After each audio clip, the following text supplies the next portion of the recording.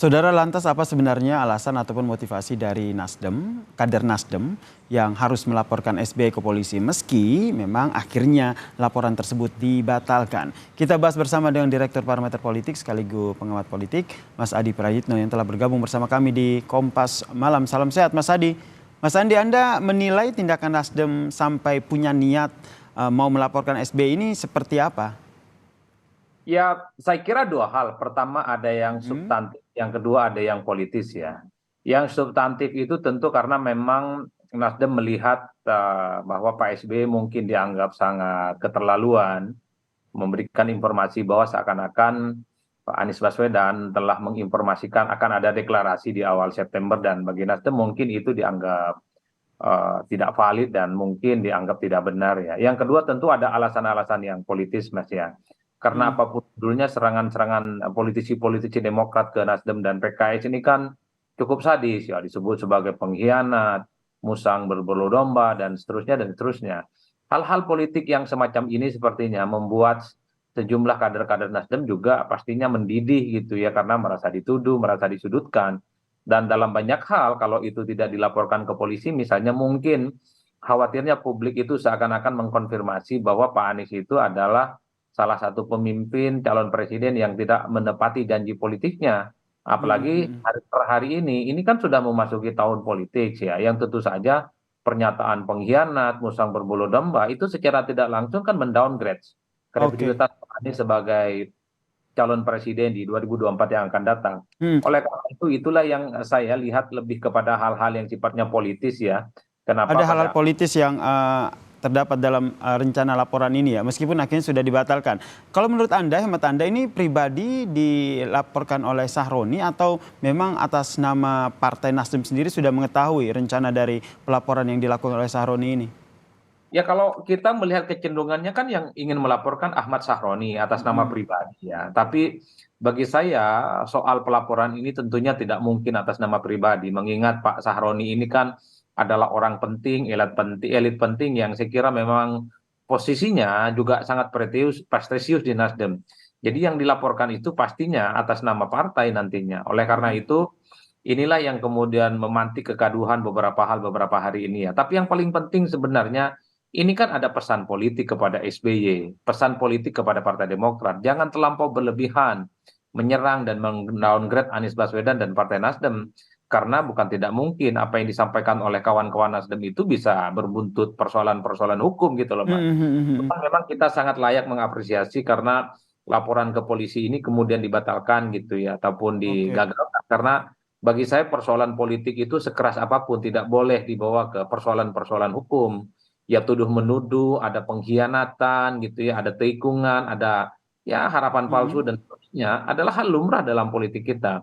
Jadi ke depan Jadi bagi menurut saya Anda, Mas Adi, ini adalah hal yang wajar, ingin melakukan pelaporan atau ini terlalu berlebihan ya bagi saya terlampau berlebihan ya kalau peristiwa-peristiwa politik itu harus dibawa ke persoalan-persoalan hukum. Mhm. Bahwa di politik misalnya kita sering mendengar istilah dikhianati, istilah dikibuli, istilah ditelikung gitu ya. Itu adalah Mhm. perkara biasa. Oleh karena itu selama statement-statementnya itu tidak mengarah kepada konflik, permusuhan, dan menimbulkan isu-isu sara misalnya sepanjang itu juga, saya kira memang laporan-laporan kepada pihak polisi itu bisa dihindari. Itu yang pertama, Mas. Yang kedua, Mhm. saya kira memang para politisi kita ini juga harus mulai belajar ya untuk mengurangi hal-hal yang sifatnya provokatif. Bahwa kalau memang tidak benar ada upaya-upaya untuk melakukan deklarasi, tapi disampaikan ada deklarasi, inilah yang sepertinya membuat teman-teman Nasdem itu tidak terima. Nah ini Ini ya kan Mas Adi, maaf saya potong, ini terkait dengan beda statement gitu, beda pernyataan antara Nasdem dan juga Demokrat soal AHY yang akan dijadikan sebagai bacawa pres gitu, soal deklarasi. Nah dua pendapat ini tentu akhirnya membingungkan publik juga nih. Menurut Anda apa yang harus dilakukan atau apa yang harus jadi panduan publik begitu sehingga tidak, wah mana yang benar ini antara pernyataan ini?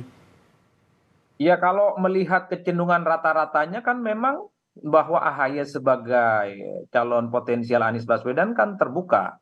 Ketika ada surat tangan ya atau surat yang ditulis tangan oleh Anies Baswedan tanggal 25 Agustus.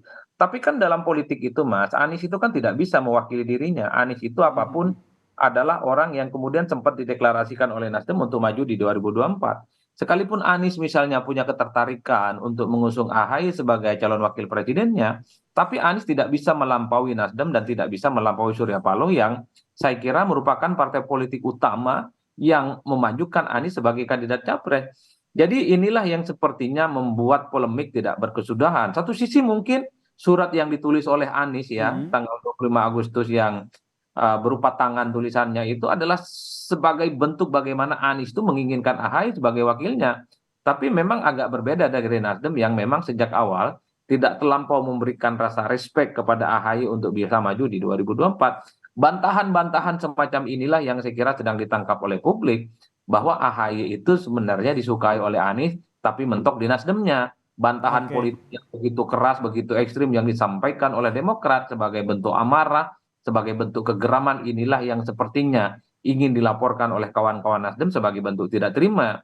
Karena dalam politik ya soal ya bohong-bohong dikit, nilikung-nilikung dikit adalah hal-hal biasa gitu Mas yang Mhm. tidak perlu diseriusi apalagi misalnya dibawa kepada ranah hukum.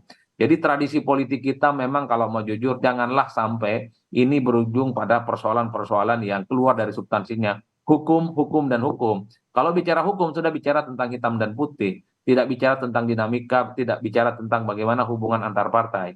Oke, jadi menurut Anda ke depannya ini sudah selesai begitu ya rencana pelaporan oleh kader Nasdem ini?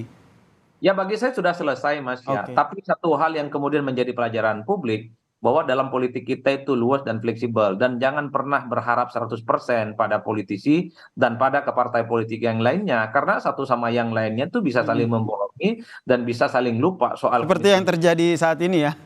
Betul, apalagi misalnya komitmen politik itu hanya Mhm. sebatas omongan gitu ya, tidak melibatkan kelembagaan, tidak melibatkan berbagai pihak, maka sepanjang itu juga dalam politik itu bisa diingkari. Saya sama Mas Yasir bilang, besok Anda akan jadi wakil saya, besok pun bisa dibatalkan oleh yang lain karena tidak memiliki ikatan politik yang cukup kuat. Di politik hal semacam ini perkara biasa, cuman memang publik ini kan seakan-akan melihat persoalan politik kita seperti melihat agama dan kitab suci ya, hitam Mhm. putih.